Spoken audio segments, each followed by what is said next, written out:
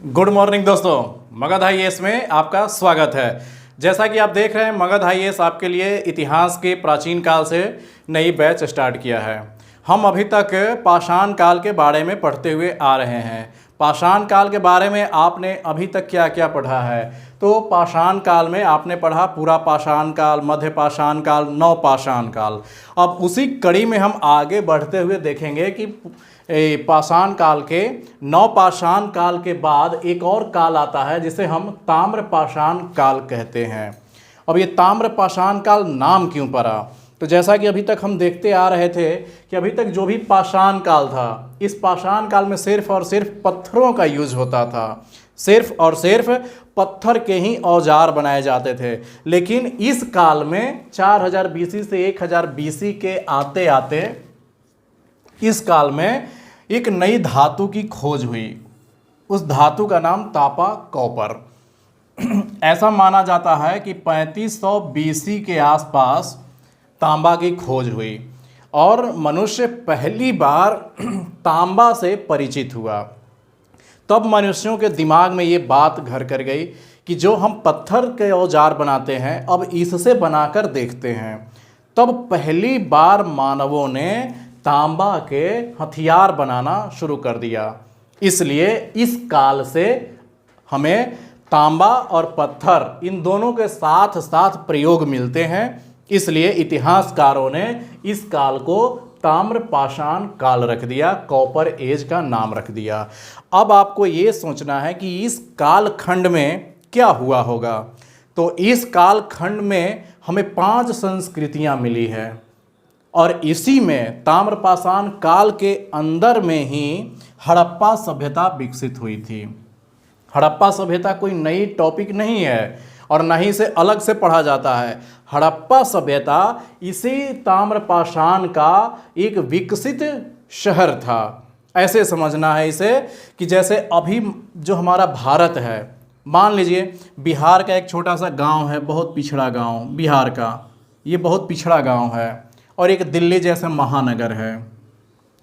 अगर भारत या अभी पूरा विश्व में प्रलय आ जाए, जैसे लॉकडाउन के कारण सारी मानव सभ्यता नष्ट हो जाए, सब चीज़ प्रलय आ जाए, ये पृथ्वी उलट पुलट हो जाए, फिर 100-200 सालों के बाद जब फिर मानव सभ्यता का विकास हो और जब फिर खुदाई होगा, तो फिर जब खुदाई होगा तो जो बिहार में जो इतिहासकार खुदाई करेंगे तो यहाँ उनको क्या मिलेगा? यहाँ गांव की संस्कृति मिलेगी, ग्रामीण सभ्यता मिलेगी। लेकिन वही इतिहासकार जब दिल्ली में खुदाई करेंगे तो उसको एक विकसित सभ्यता मिलेगा। एक ही समय काल में भिन्न भिन्न जगह उसको भिन्न भिन्न संस्कृति मिलेगा।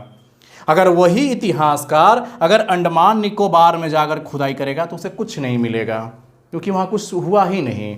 वही इतिहासकार अगर साउथ में जाकर के अगर खुदाई करे तो दिल्ली और बिहार से अलग संस्कृति मिलेगा। एक ही टाइम पीरियड में उसे अलग अलग संस्कृति मिलेगा।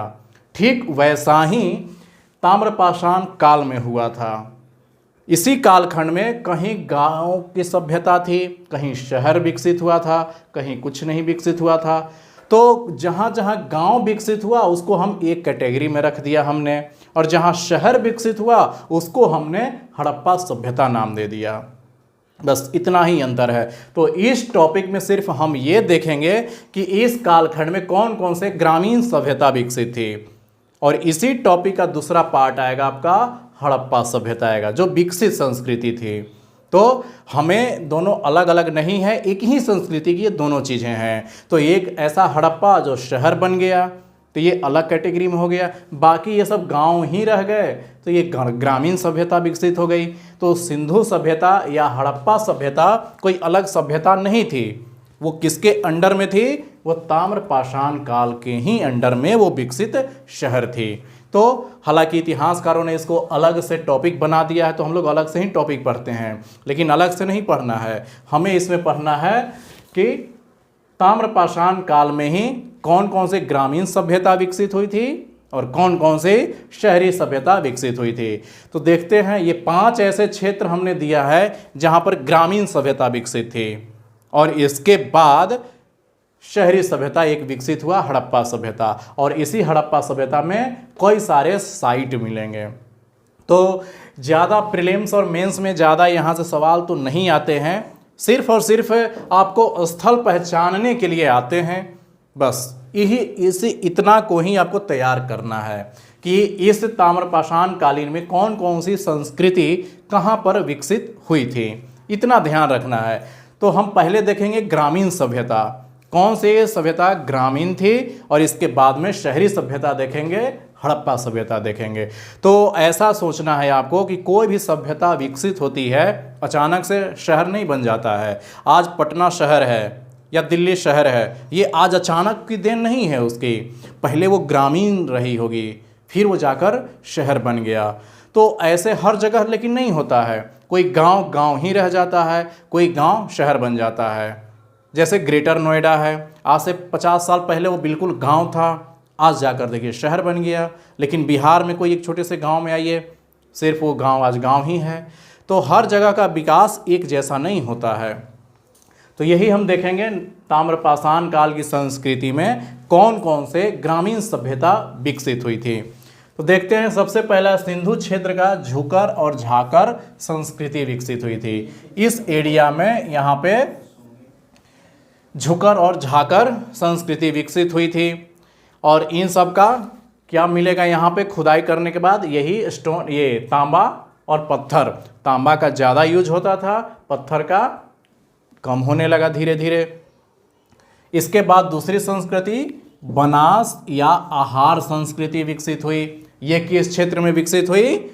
ये राजस्थान के क्षेत्र में विकसित हुई। तो यही एक चीज़ हमें देखने को मिलेगा। एक तरफ आप देखेंगे तो हड़प्पा के कालीबंगा एक जगह है जो राजस्थान में ही है, वो शहरी सभ्यता है, वो शहर बन गया। जबकि उसी के बगल में एक और सभ्यता जो गांव थी वो आहार संस्कृति कहलाई, क्योंकि वो गांव थी। और इसके पहले हमने हड़प्पा सभ्यता में पढ़ेंगे कि इसी के बगल में बनवाली, इसी के बगल में रोपड़ या इसी के बगल में कालीबंगा है, वो सब विकसित सभ्यताएं थी। तो जैसा ऐसा देखेंगे आप अपने आसपास के शहरों को देखिए, दिल्ली को देखिए, कोलकाता को देखिए, मुंबई को देखिए, चेन्नई को देखिए। ये सब महानगरों के बाद देखिएगा, 10 किलोमीटर 20 किलोमीटर के बाद देखिएगा तो एकदम गांव मिलेगा। जैसे पटना को देखिए, पटना से 30 किलोमीटर दूर आइए, बिल्कुल एक गाँव मिलेगा। तो वैसे ही होता था कि सिंधु सभ्यता यहाँ पर तो कुछ शहर है और उसके बगल में बिल्कुल ही गांव देहात है, तो वो ग्रामीण सभ्यता हुई। तो उसी में एक बनास या आहार संस्कृति विकसित हुई। तो इसे हम देखेंगे तो इसमें भी वही हमें औजार मिला, तांबा और पत्थर का प्रयोग मिला।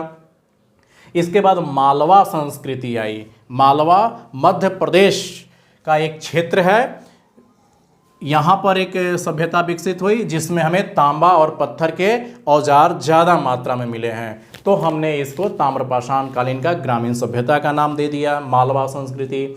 इसके बाद कायथा संस्कृति दक्षिण मध्य क्षेत्र में है, एमपी और महाराष्ट्र के कुछ भाग में यहाँ से हमें मिले। इसके बाद में जोरवे संस्कृति जो महाराष्ट्र में है। तो ये महाराष्ट्र के जोरवे संस्कृति, यहाँ पर कई स्थल है, दैमाबाद मिलेगा आपको।